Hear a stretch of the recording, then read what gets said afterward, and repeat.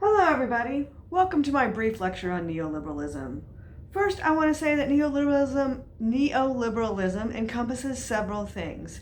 It's often referred to as a set of economic policies, as a political project, and also as a time period.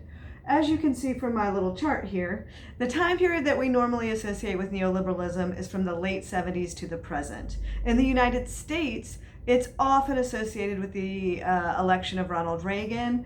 It's often also called Reaganomics or trickle-down economics, and it's basically the economic theory that cutting taxes to the rich, increasing the wealth of the rich, will allow them to reinvest in the society, and the rest of us will benefit from their ability to grow the economy.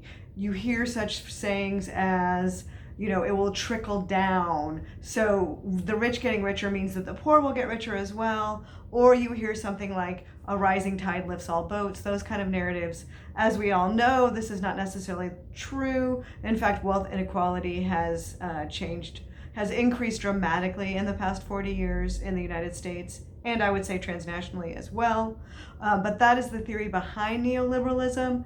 Neoliberalism is often couched as a return to liberalism. And when they say liberalism, they mean liberalism in the political science sense of the word, which is this idea that the business functions best when there is no government regulation, that as somebody once said, the business of America is business, that what we are supposed to do is to allow the free market to work its way, and that the free market knows best. Regulations on the free market are bad for the economy. What you probably learned in high school as laissez-faire capitalism, leave capitalism alone, and through the mechanism of competition, all social problems will be solved. And as we can see, that might not exactly be what happens, but in the arguments for neoliberalism that people were making in the 80s, this is the kind of language they were using. And they often did it through, three particular terms: deregulation, privatization, and the language of personal responsibility. In other words, what they were arguing is that for businesses to be successful, they needed to have less government regulation. Regulations for things like the environment, having a Food and Drug Administration that tests the safety of our food. All of these things were putting unnecessary regulation on the free exercise of business. And so they moved, to deregulate, to get rid of safety standards, get rid of anything that would make any kind of impingement on profits, right? So that's one of the things that they did. The second argument was this language of privatization. And you probably hear this language, in common discourse, this idea that private industry does things more efficiently than the government. So we should rely on private companies, on corporations, to take over the business that used to be, public. So you hear that with schools, the rise of charter schools, private schools, school voucher programs. All of these are saying, look, private companies can do education better than the government can. You hear it with prisons. One of the things we'll talk about when we get to the prison industrial complex is that it is the privatization of prisons. This idea that companies should run prisons and should make money off of prisons as a way of making them more efficient, and that is going to make us all safer. As we all probably know, what that has led to is an explosion in the prison population, the increase of the war on drugs, and a sort of renewed interest in law and order policies, right? So the third term that they talk about often is this language of personal responsibility. And I think it's really important to think about how the language of personal responsibility is used. It's used often to say that individuals should be, that you shouldn't have kids unless you can provide all of their healthcare and education needs yourself, right? That we shouldn't need a government. We should be able to do everything ourselves. And so you see this, in fact, with the sort of current debates around COVID. What are we going to do with education? We have recognized that education is hugely important in equity for children. And if children can't go to school, we all know that 30-something% of kids in the US don't have access to the internet. So what is this going to do for poor children?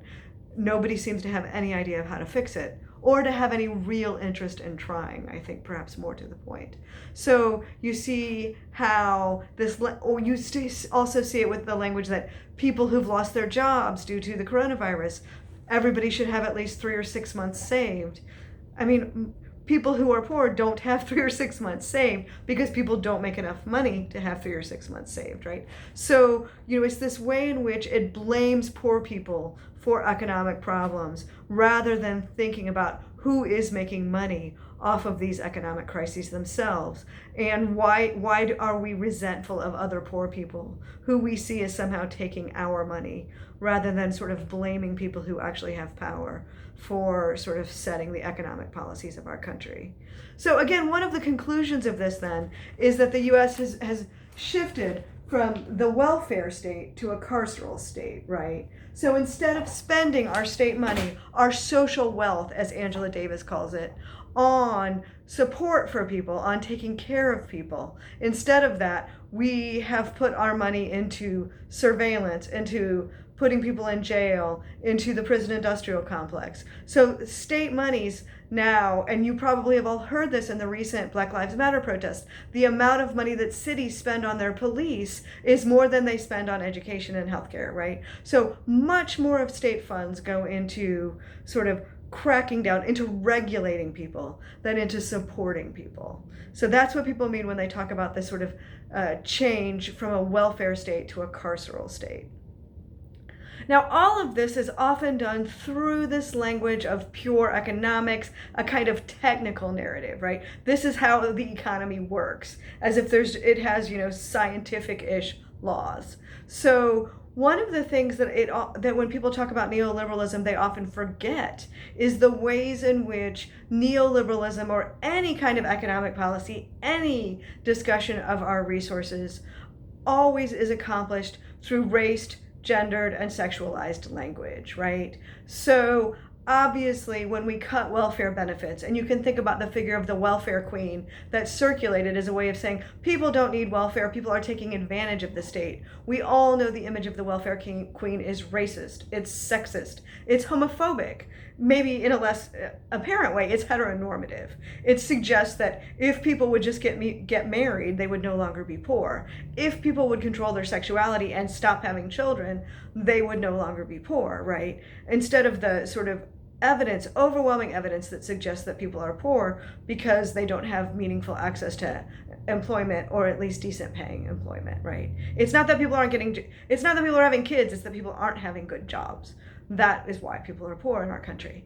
So, you can think about the way in which the figure of the welfare queen works. You can think about law and order policies. This shift to a security state is enacted through moral panics around safety. These moral panics are almost always raced in our society, as I'm sure we're aware of, especially at this current moment.